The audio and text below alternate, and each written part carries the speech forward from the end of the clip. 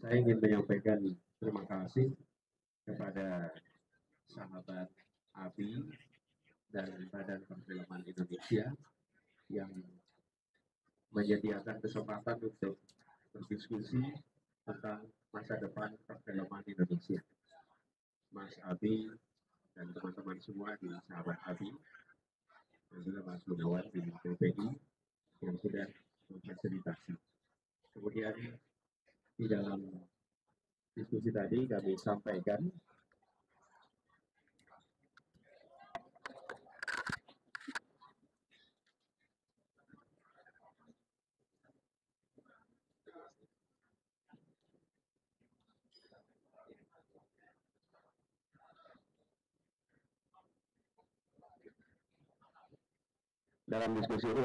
bahwa misi kami adalah mengembalikan, menumbuhkan ekosistem perfilman yang sehat sehingga semua unsur dalam dunia perfilman bisa tumbuh dengan baik, dari mulai aspek pendidikannya, kedua aspek produksinya, ketiga aspek distribusi, dan keempat aspek penghargaan itu bisa tumbuh dengan baik. Ada 5 tahap yang tadi kami sampaikan, nanti teman-teman bisa lihat detailnya. Tapi kita melihat industri film kita ini potensinya amat besar dan kompetensinya tidak kalah dengan industri pelaku-pelaku industri film di berbagai negara yang dianggap maju dalam perfilman. Tetapi banyak aspek regulatori yang belum memungkinkan mereka tumbuh berkembang dengan cepat dan baik. Karena itu komitmen kami adalah membangun ekosistem tadi.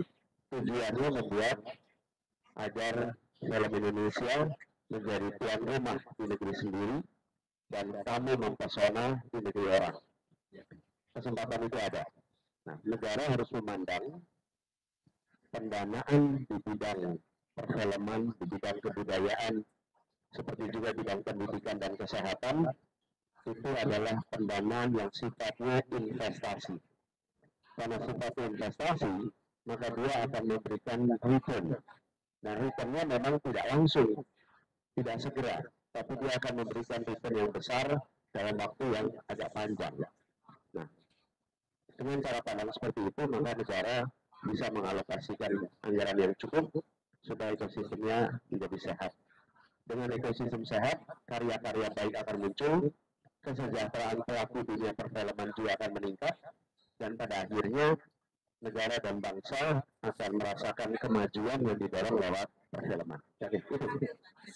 Tadi kan juga sempat disinggung 35% warga masih menonton film bajakan. Terobosannya apa yang membuat budayanya berkurang?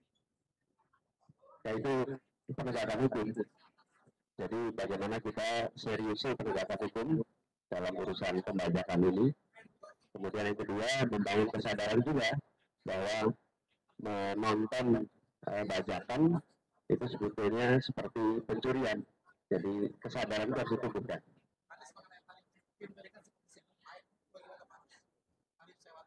Ya, itu yang jadi saya sampaikan tadi, kegiatan kebudayaan seharusnya difasilitasi, bukan justru malah diberikan beban pembiayaan yang tinggi, karena kegiatan kebudayaan itu memang sifatnya bukan sebagai kegiatan mencari untung, tapi sifatnya membangun dan mengembangkan peradaban. Karena itu harus negara yang membantu, bukan malah negara yang membebani.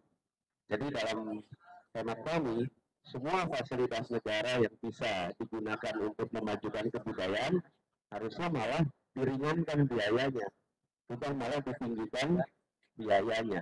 Dan ini filosofi yang harus dipegang.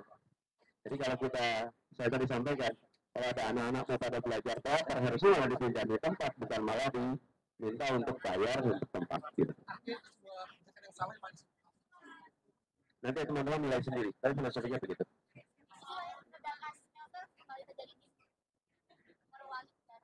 Benar, ini dulu. Ini dulu. Yang lain dulu.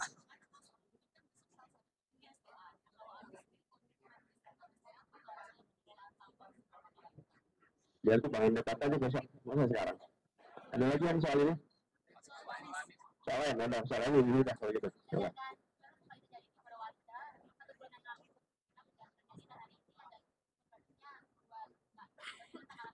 Harus ada audit.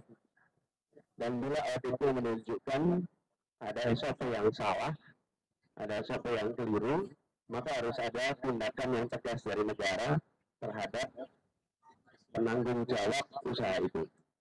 Dan apabila ada SOP yang sudah benar, tapi pelaksanaannya yang tidak konsisten, maka harus ada yang kena sanksi, sehingga bisa didisiplinkan.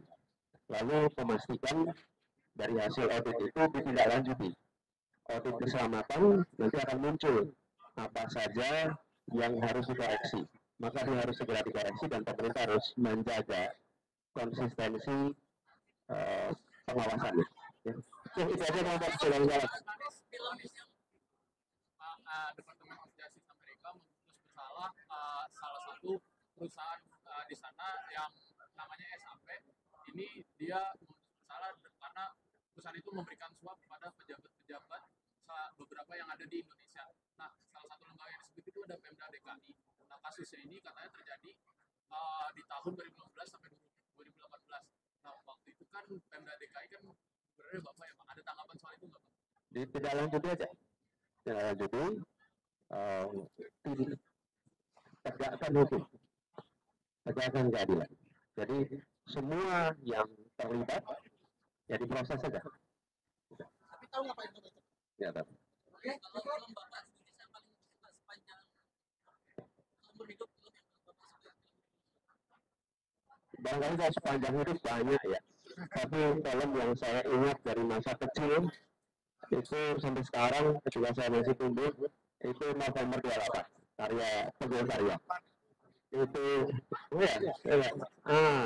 November 28 itu film keren sekali yang waktu saya masih kecil nonton film itu, bahkan nontonnya bisa dibilang berapa kali gitu saking senangnya.